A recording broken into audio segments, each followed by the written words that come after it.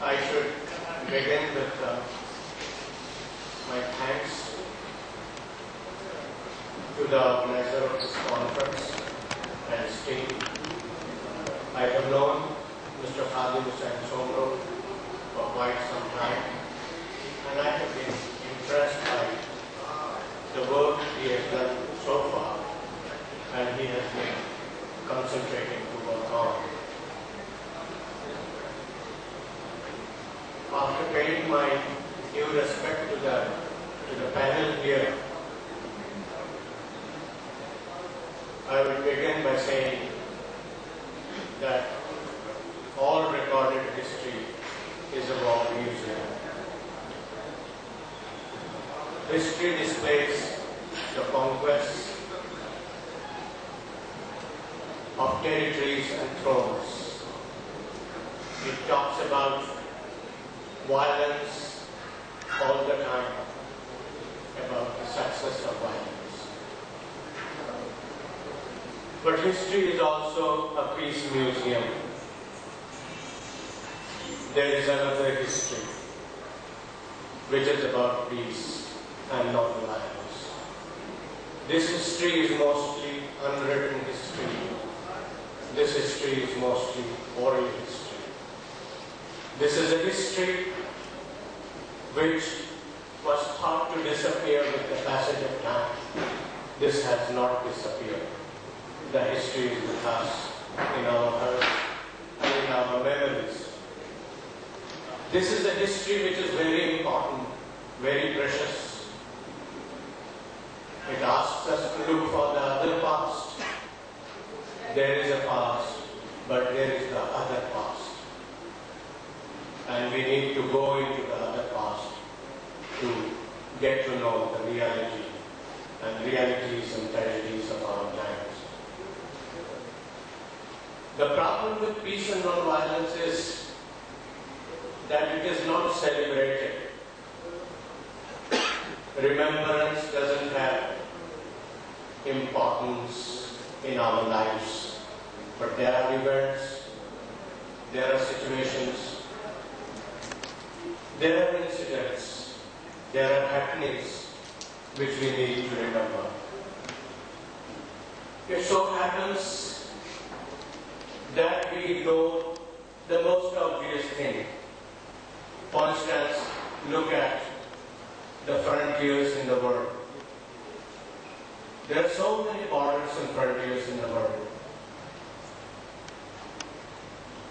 People are commuting, passing through, crossing these borders every day, peacefully, comfortably. Goods are passing through. Nobody talks about it. But the day a border becomes a conflictual border, it becomes the focus of media attention. Likewise, we find that there are borders which are disappearing. The borders in European Union have almost disappeared. We take no notice of it. We also don't take notice of the borders which are disappearing among the people of different faiths. There were borders, there were bloody borders. There were borders of fire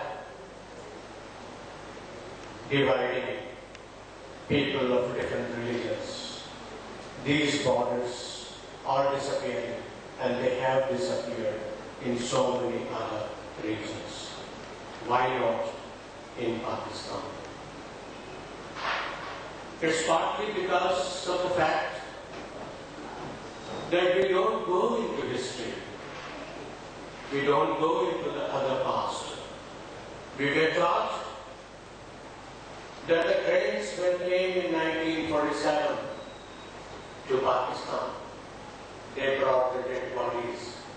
We never tell our students that trains going from Pakistan also carried dead bodies.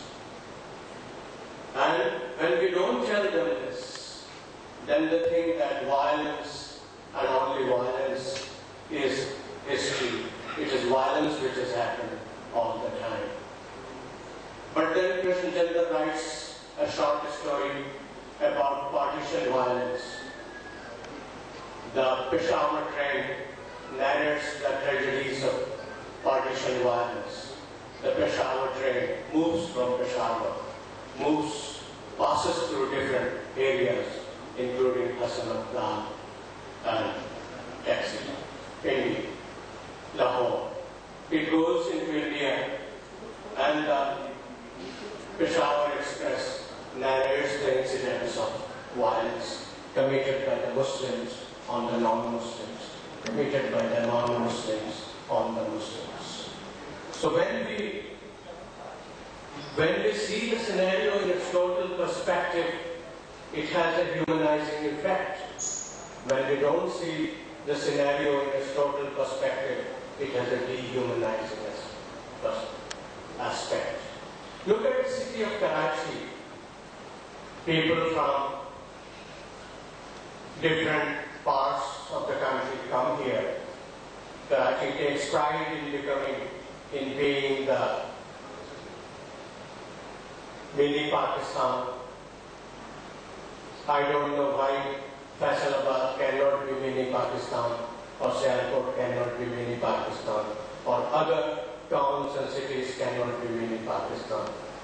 If Karachi is mini Pakistan, let Lahore also become a mini Pakistan, and other towns of the country. In this city of Karachi, it is always projected as a very violent city.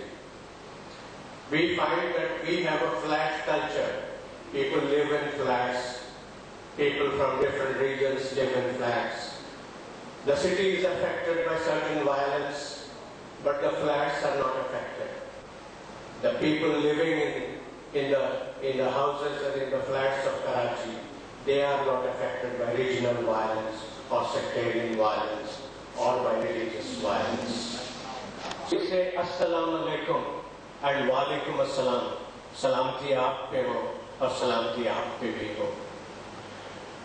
When we look at the attributes of God, we have so many attributes projecting God as a nourisher, as a fosterer.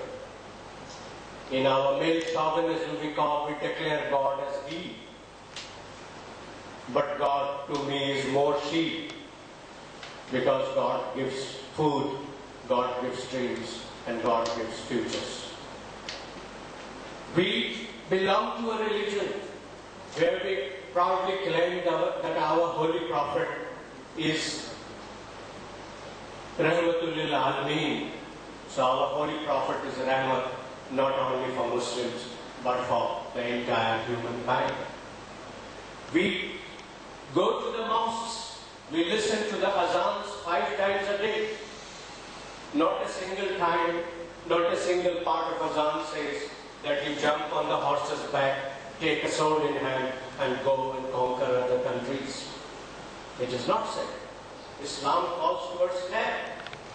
And if Islam calls towards hand, then how is it possible that